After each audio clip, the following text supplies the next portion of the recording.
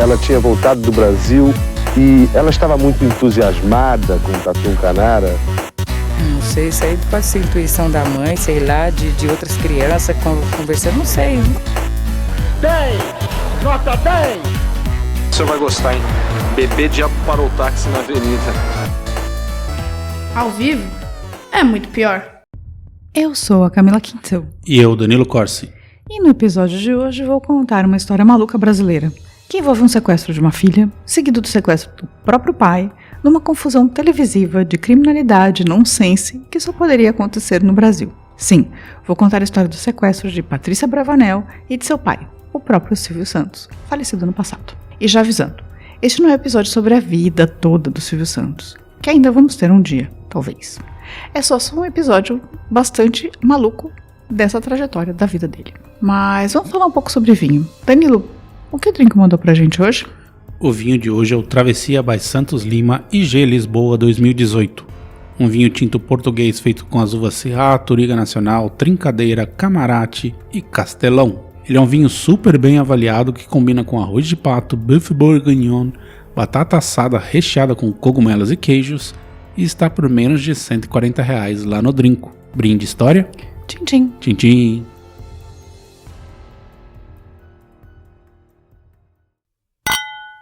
Silvio Santos na mira de um criminoso. O mesmo homem que exigiu dinheiro para libertar Patrícia Bravanel. Que matou 2 investigadores e escapou da perseguição de mais de 100 policiais. A negociação envolve até o governador do estado e termina depois de quase 8 horas de muita tensão. No Jornal Nacional. Bem, voltando, hoje eu vou contar umas histórias mais dramáticas e inacreditáveis que já aconteceram com uma família brasileira. Um caso que parou o país em 2001, que envolveu não uma, mas 2 figuras públicas da mesma família. Patrícia Bravanel e seu pai, Silvio Santos, também conhecido como Cenoura Bravanel. Um caso louco porque teve um ressequestro, se é que é possível. Bem, tudo começou na manhã do dia 21 de agosto de 2001, em um dos bairros mais nobres de São Paulo, o Morumbi. Você gosta do Morumbi, Danilo? Não. Por que você não gosta do Morumbi? Que é longe. Longe do quê? De tudo. Bem, a família Bravanel morava ali, em uma mansão imponente, cercada de segurança e silêncio, daquelas mansões ótimas do lado da favela Paraisópolis, né? Mas com muita tranquilidade. Mas, naquela terça-feira, a tranquilidade seria quebrada. Um grupo de homens bateu à porta da casa, se passando por carteiros. Uniformes, postura, tudo parecia normal. O disfarce funcionou. Quando os portões se abriram, criminosos invadiram a residência armados. E o alvo era claro: Patrícia Bravanel, filha de Silvio Santos, com apenas 23 anos na época, que saía para a faculdade.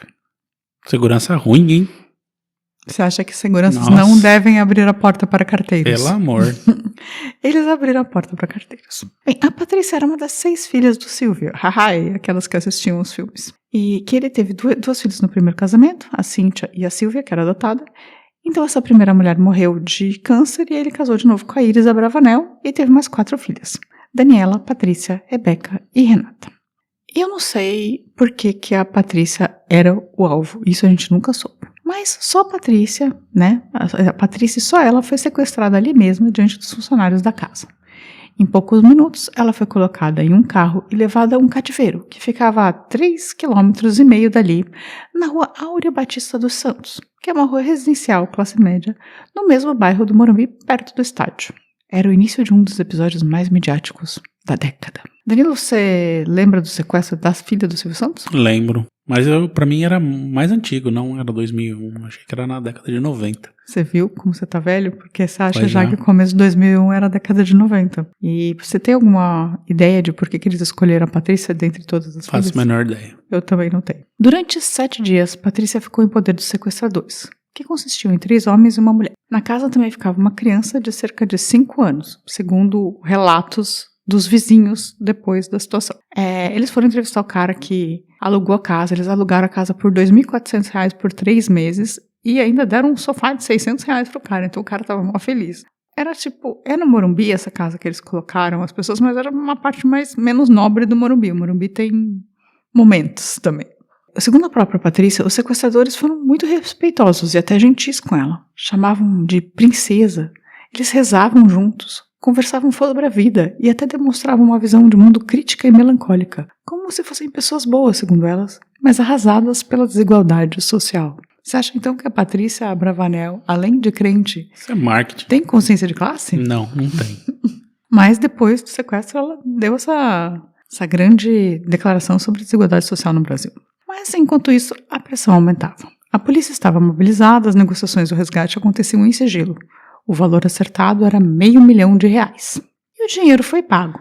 E no dia 28 de agosto, Patrícia foi finalmente liberada. Ela foi solta no seu próprio carro às 2h da manhã, perto da Marginal. Era um Passat que ela tinha, um Passat azul. Bem, a jovem estava visivelmente abalada, mas fisicamente bem. Pouco depois da liberação, a polícia agiu rápido. 2 sequestradores foram presos, Marcelo Batista Santos e Esdras Dutra Pinto. Mas o líder da quadrilha, Fernando Dutra Pinto, que era irmão do Esdras, conseguiu fugir, levando consigo o dinheiro do resgate. Ele escapou ao lado da namorada, uma mulher conhecida apenas como Jennifer. O que ninguém imaginava é que esse homem voltaria à cena do crime. E que o caso ainda estaria longe de acabar. Essa é a parte doida do sequestro da Patrícia Abravanel, não o sequestro em si. 2 dias depois da libertação de Patrícia, em 30 de agosto, Fernando, que era o cara que estava solto, retornou à mansão da família Abravanel. Só que dessa vez ele não estava atrás de dinheiro. Ele queria atenção, proteção, talvez um novo plano de fuga. Sim, ele começou a se sentir extremamente acuado depois da prisão de seus 2 comparsas e, achando que ia morrer, num ato de desesperado, sequestrou o Silvio Santos, o apresentador mais famoso do Brasil, dono do SBT, empresário e figura amada por milhões de pessoas. Aí fica a pergunta, como que os caras não aumentaram a segurança depois de um sequestro? Como que o sequestrador conseguiu entrar na casa novamente? Olha aí. Segundo eu li, por volta das 9h da manhã daquele dia 30, o sequestrador cortou o fio que alimentava a segurança elétrica e entrou na propriedade dos Abravanel. Armado, só ele, armado com um 38, fazendo a família toda de refém. O que você acha disso, Danilo? Bem estranho.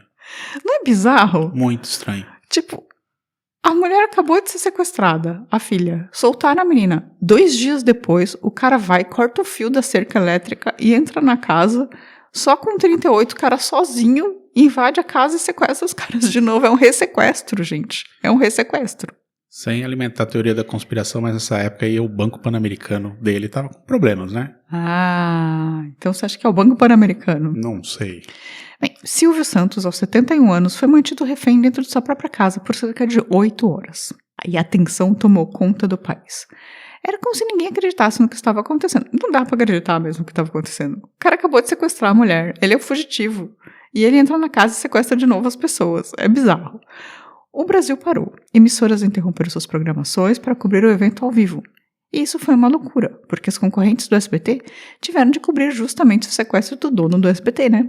Uma curiosidade é que a Rede Globo ganhou em audiência, com cerca de 32 pontos, quando o SBT estava com uns 10, mais ou menos. Ou seja, 1/3 das TVs do Brasil estavam sintonizadas na cobertura do sequestro do Silvio Santos. Você estava acompanhando o sequestro do Silvio Santos ao vivo? Meio por cima, assim, não lembro onde eu estava exatamente. Não sei se eu acompanhei, mas devo ter visto. Eu lembro de umas cenas, assim, nele na janela, umas coisas meio mas eu assim, não sei se sabe? eu vi em jornal depois ou, enfim. Bem, durante o tempo que esteve preso com seu sequestrador, Silvio Santos manteve a calma, segundo consta.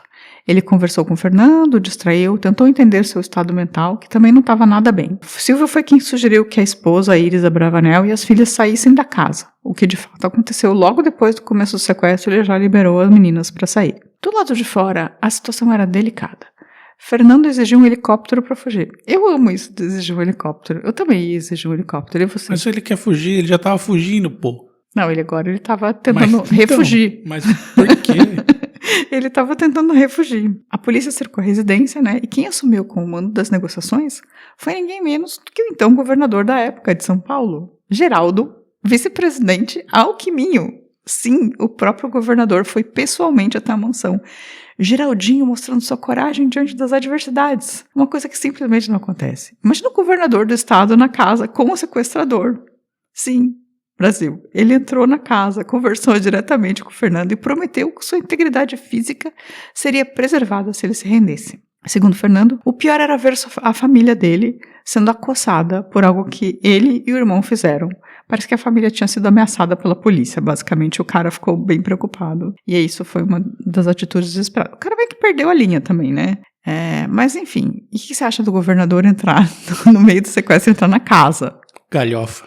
É absurdo, não é? Isso aí, sei lá. Eu acho tudo absurdo, assim. Bem, mas a palavra de um governador e a própria negociação com o Silvio Santos, que eu imagino que ele é um bom negociador, pesaram naquele momento, e isso foi suficiente. Fernando largou as armas e se entregou, o que eu acho que era o que ele queria desde o começo. Ser preso, mas de uma forma mais espetaculosa para não ser morto, né? Bem, preso ele foi levado para o sistema penitenciário, mais especificamente para a cadeia do Belém. Mas o desfecho foi exatamente aquele que ele não queria. 6 meses depois, em janeiro de 2002, né, Fernando Dutra Pinto morreu na prisão. A causa oficial foi uma infecção generalizada, resultado de ferimentos que, segundo denúncias, não teriam sido tratados da forma adequada. Eu lembro que na época eles falaram que basicamente deixaram o cara molhado na cela até ele morrer de pneumonia. Mas foi um papo que rolou. E outros disseram que ele foi ferido em umas sessões de tortura que rolaram na cadeia do Belém, e aí deixaram infeccionar e ele morreu. Mas essa morte foi, 6 meses depois, que nem enganaram, né, um pouco. Enfim, os demais envolvidos no caso foram julgados e condenados apenas entre 15 e 19 anos de prisão. Mas o impacto daquele sequestro foi muito além dos tribunais. A cobertura da mídia foi massiva. A Globo, o SBT e outras emissoras interromperam novelas, jornais e programas para acompanhar ao vivo as negociações e o desdobramento do sequestro. Pela primeira vez, o Brasil viu o Silvio Santos mais fragilizado, vulnerável, em uma situação extrema. Você se lembra, então? Você não se lembra muito bem dessas imagens, né?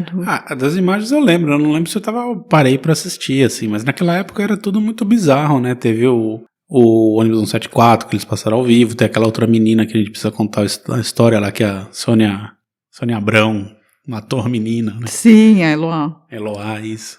Era todo dia tinha um sequestro sendo transmitido ao vivo. Esse caso gerou uma super comoção e também acendeu alguns debates sobre segurança pública, desigualdade social e o papel da imprensa das coberturas ao vivo. Como que equilibrar o interesse público com a segurança das vítimas? E essa pergunta ecoou forte nos dias que se seguiram. E também foi mais ou menos nessa época que se descobriu que os jornais e TVs brasileiros tinham protocolos para sequestros. Por mais que a família falasse e pedisse para que o sequestro não fosse divulgado, por exemplo, o Jornal do Brasil e a Rede Globo, eles não seguem esses pedidos. Eles têm dentro da estrutura editorial da própria rede, né, que eles não falaram sobre o sequestro, só ajuda o sequestrador, então eles vão ficar falando sobre sequestro. O que você acha? Que as empresas devem falar sobre sequestro? Acho que o Jornal do Brasil nem existe mais, né? Existe, não existe? Acho que não, mas não sei. Eu lembro que ele tinha fechado, mas pode ser que tenha reaberto. Enfim, mas eu acho que tem que falar, sim. Então, você acha? Porque nos Estados Unidos, às vezes, quando tem um sequestro, assim, a família pedia para não falar e, né, a mídia meio que dava uma cobertada. No Brasil não existe isso.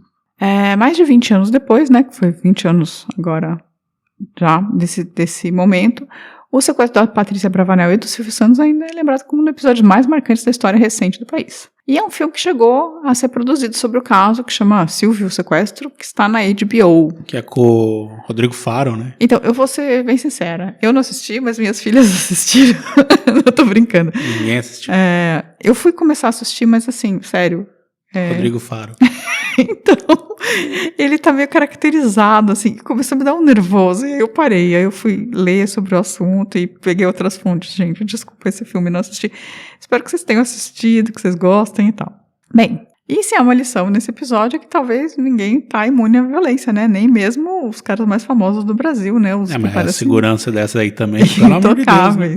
E no Brasil é uma coisa incrível que o sequestrador conseguiu ressequestrar a mesma família uma semana depois. Isso eu achei, sério, eu achei isso inacreditável, assim. Parece que o cara faz o que ele quer, né? Olha aí, agora as pessoas estão rindo aí, ó, as pessoas vão reclamar de você depois no YouTube. Porque eu tô rindo do ressequestro. Do ressequestro. Chore, fique triste. Tá bom, fiquem tristes. Fiquem tristes. E tem uma curiosidade maior. O sequestro da Patrícia não foi o primeiro da família Bravanel. Você sabia disso? Não fazia ideia.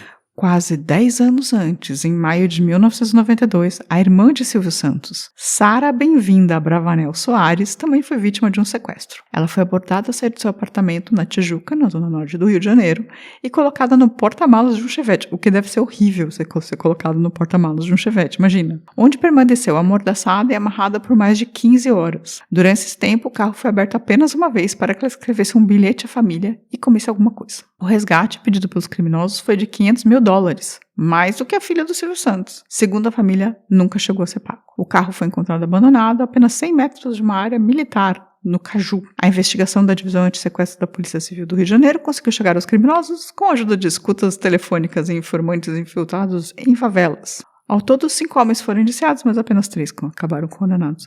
Então, acabamos aqui essa história com não só o sequestro da Patrícia e do Silvio, como tivemos o sequestro da Sara Bem-vinda também, que nunca foi falado antes. Família sequestrada, né? Tem dinheiro, né? Mas assim, a segurança é bem ruim. Ela foi sequestrada e nunca pagaram e largaram ela dentro do chevette mesmo. Bem, e essa foi a história do sequestro de Patrícia Abravanel, Silvio Santos e também da Sara Bem-vinda agora. Gostou da história? Interessante. Eu não sabia alguns detalhes, não sabia que a segurança tinha sido tão tosca, por isso que alimenta a teoria da conspiração. O Danilo vai começar uma teoria da conspiração. Ele está escrevendo agora no chat GPT. Criar teoria da conspiração, sequestro, Silvio Santos. Jogar no zap. Pan-americano. Bem, tem mais algum comentário sobre esse sequestro? Não, segue o barco. Então vamos para os recadinhos? Sim. Do outro lado da porta, um sequestrador armado mantém refém o homem mais famoso do Brasil. Silvio, nós estamos perfeitamente de acordo. Aliás, eu estou aqui como governador do estado exatamente para dar total garantia à integridade física e à vida do Fernando.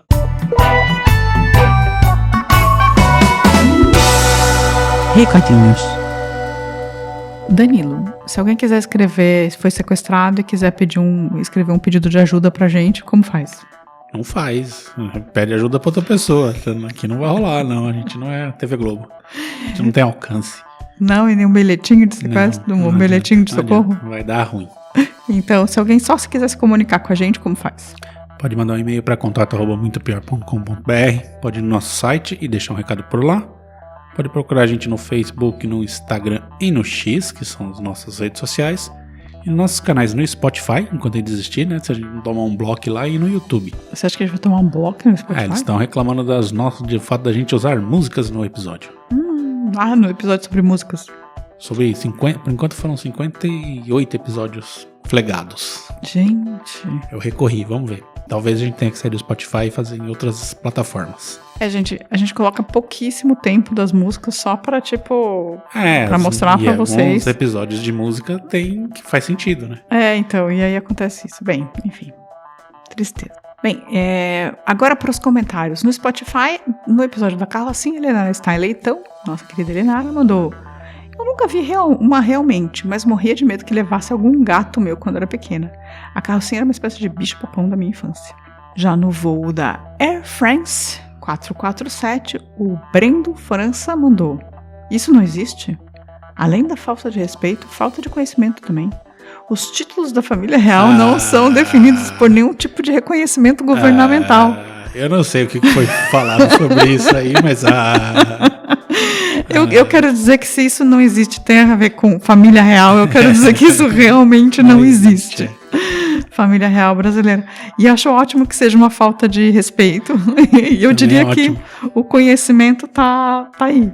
Já no Expressões Brasileiras, a Adriana Nascimento mandou episódio maravilhoso. Muitas curiosidades e mitos desmistificados. Nossa, mitos desmistificados. Obrigada por este episódio. Já estamos agora na parte 3, Danilo. Olha aí.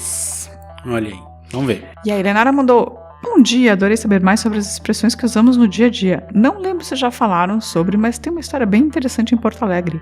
A do Castelinho do Alto da Bronze. Vale Acho que alguém já pediu isso pra gente. Se marcar foi ela mesmo. Não foi o Castelinho da Rua Apa? Não sei. Alguém já pediu. Castelinho teve. Alguém pediu vários castelinhos aí. A gente vai... Não é nem o vinagre. Vamos colocar no nosso... A gente tá criando uma planilha de Excel aqui. Com pedidos. Giancarlo, que viene. Não que viene, não. Alô, Leute. Olha, escreveu em alemão. Nem vou perguntar como vocês estão, pois estão sempre ótimos, serelepes e dispostos. Já eu, Lorde. Nossa, Giancarlo, você acha realmente que a gente tá ótimo serelepe? A gente mente, né? A gente mente muito. As expressões populares brasileiras são bem peculiares. Achei trágica a origem de chutar o balde para o enforcado. Maria vai com as outras? Eu jamais teria imaginado. Já o da parede com ouvidos remonta a um provérbio persa. Quem diria? A história sendo carregada continuamente para a posteridade e a gente nem nota. Obrigada por essa aula de curiosidade. Abraço, Giancarlo. Viu? Abraço. E obrigada.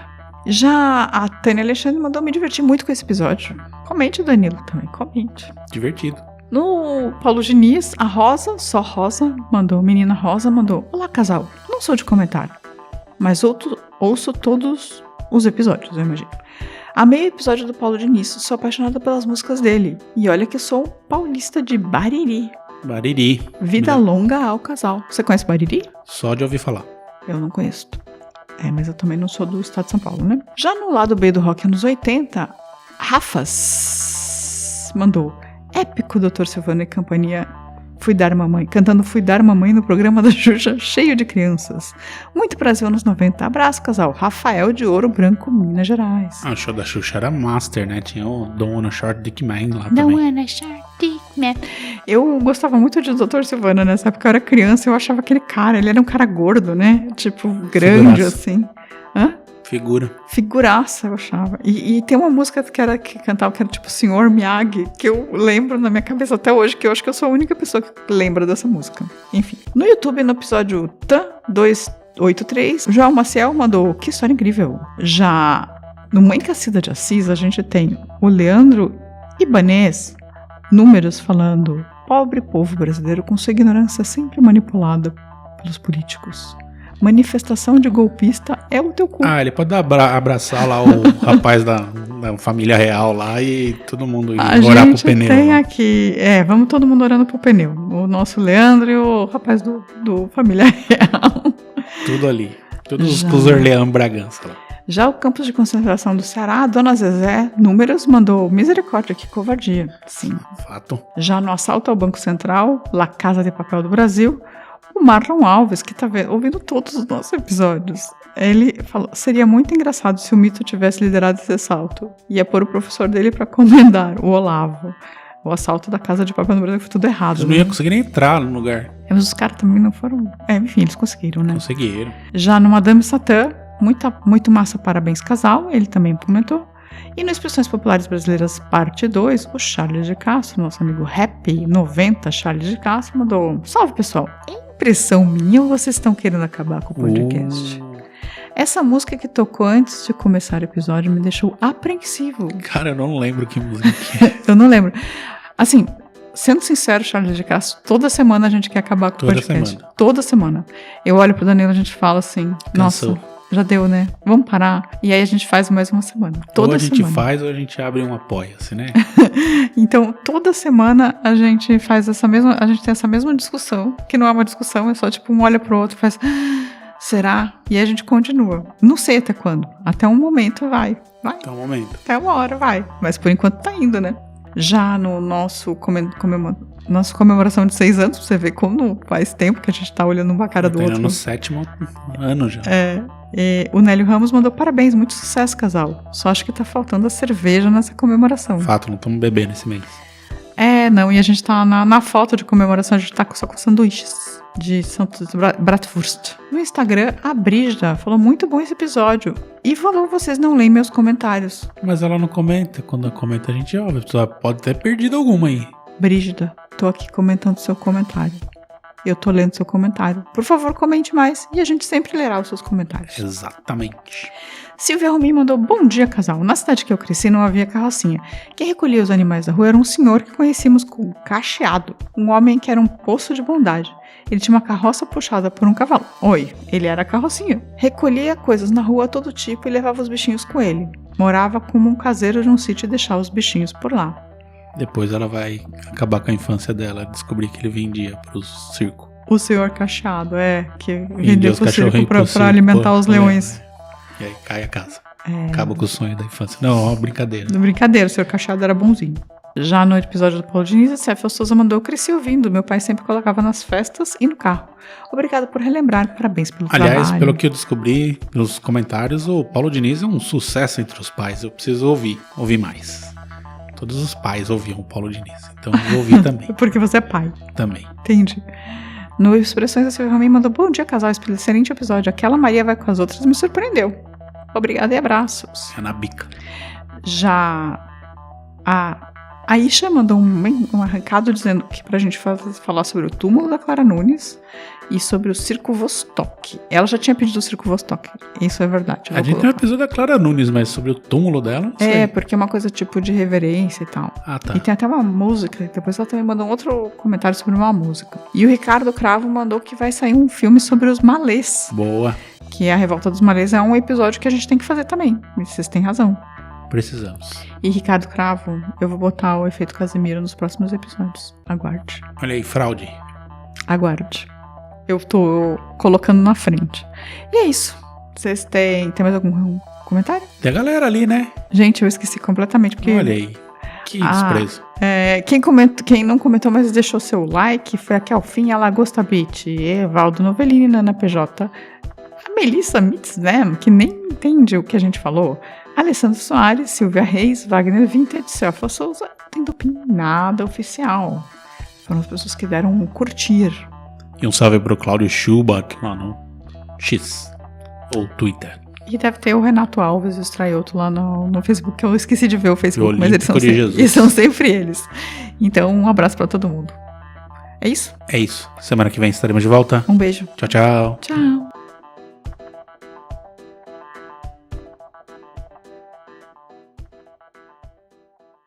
A vida é muito pior. Esse episódio é um oferecimento de trinco.com.br e siteguy.dev.